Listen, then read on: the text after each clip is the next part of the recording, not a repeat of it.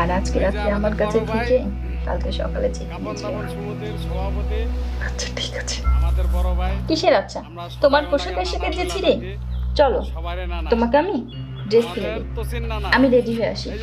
ঠিক আছে। একটা কবর করতে আইছি আমরা সকাল থেকে আইতে কবর করতেছি।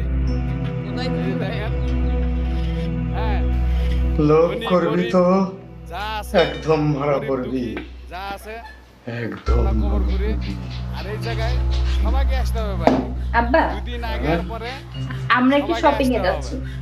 হ্যাঁ আপনারা যেও না যে মা, কোনো জায়গায় কিছু করেন যেও না বৌমা, যেও না, তুমি চক্রে পড়ে গেছো, ও একটা ঠকবাজ, তুমি যেও না বৌমা। অন্ধরাতে তুমি আমার পূর্ণিমারি চাঁদ, তুমি আমার জানের জান। হ্যালো